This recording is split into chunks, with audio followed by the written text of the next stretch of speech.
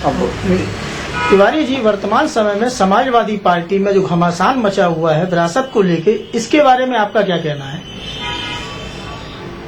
ये जो समाजवादी पार्टी के अंदर जो परिदृश्य है, वो परिदृश्य कहीं न कहीं हमारे भारतीय जनमानस की जो संवेदना है उसके अनुकूल नहीं है, पहली बात। और दूसरी बात ये कि राज सिंहासन के लिए पारिवारिक कलह, ये तो मेरी समझ में नहीं आती।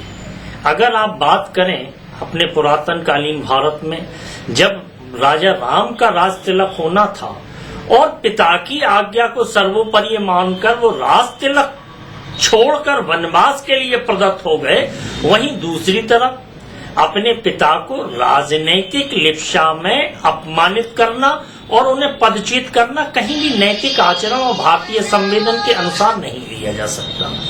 दूसरी बात यह है कि समाजवादी पार्टी की जो प्रवृत्ति है कब्जा करने की, वो कब्जा करने की प्रवृत्ति उनकी राजनीति में भी दिखाई दे रही है कि जब एक तरफ किसी भी अध्यक्ष का स्वागत किया जाता है, वहां पर एक अध्यक्ष बनने के बाद उस कार्यालय पर कब्जा करता है जो कार्यालय उनकी पहचान रहा है। नहीं, आपको क्या लगता है जिस तरीके से नरेश उत्तम ने शिवपाल जी के कार्यालय पर कब्जा किया, ये कहाँ तक उचित है?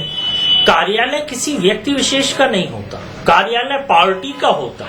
पार्टी पे कब्जा नहीं होता, बल्कि पार्टी में स्वागत किया जाता। और ये कब्जा करने वाली प्रवृत्ति मैं पहली बार देख रहा हूं हिंदुस्तान की राजनीति में, क्योंकि अगर आप कब्जा करते हैं तो ये कहीं ना कहीं लोकतंत्र का अपमान है। जिस तरीके से शिवपाल की नेम प्लेट वगैरह उखाड़ के फेंकी गई, पोस्टर्स फाड़े गए, उस बारे में क्या कहेंगे आप? ये एक राजनीतिक पार्टी का जो चरित्र है उस चरित्र को उजागर करता है, जबकि वास्तव में भारतीय राजनीति में क्या होता है, लोकतंत्र की अवधारणा है और उस अवधारणा का सीधा सीधा मंत्र है कि लोगों के संवेदन को अपमाना कर उनके हृदय पर कब्जा करने वाली बात होनी चाहिए, बल्कि किसी भौतिक वस्तु या कार्यालय पर कब्जा करने वाली बात नहीं। बराबर ये खबरें सुनने में आ रही, छन के आ रही है, कांग्रेस पार्टी, आपकी पार्टी मतलब समाजवादी पार्टी से गठबंधन कर सकती है। हमारी पार्टी के उच्च पदस्थ नेता जितने भी हैं या हमारा हाई कमान है, पहले दिन से मना कर रहा है कि हम किसी भी प्रकार के समझौते के पक्ष में नहीं है। हमने सबसे पहले उत्तर प्रदेश में मुख्यमंत्री का चेहरा पूर्व मुख्यमंत्री शीला दीक्षित के रूप में घोषित किया और उसके बाद हमारे कार्यकर्ता कांग्रेस को जिताने के लिए प्राणपण से जुटे हुए हैं और किसी भी ढंग से हम और हमारे नेता राजनीतिक समझौते की बात नहीं करते हैं। अगर हमारा समझौता है तो आम आवाम के उन लोगों के साथ समझौता है कि जो एक तरफ समाजवादी पार्टियों की रीतियों से पीड़ित हैं और दूसरी तरफ मोदी की नीतियों से पीड़ित हैं। उन सारे पीड़ित लोगों से कांग्रेस का समझौता है। खेत और खलिहान में घूमने वाले किसानों से समझौता है। स्कूल में जा रहे बच्चों की आने वाले भविष्य में उन्हें रोजगार मिले, उन सारी चीजों से समझौता है। तो आपको तिवारी जी क्या लगता है आने वाले समय में उत्तर प्रदेश के 2017 के विधानसभा चुनाव में समाजवादी पार्टी की इस अंतरकलह का किसको लाभ होने वाला है?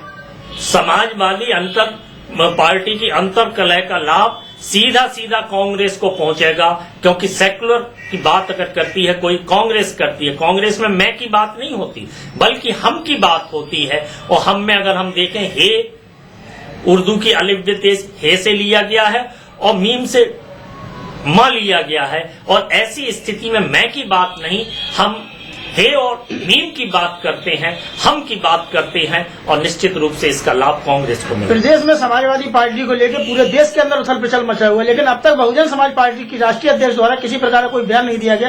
क्या कारण हो सकता है? बहुजन समाज पार्टी के द्वारा बयान नहीं दिया गया, ये उनका मानना है।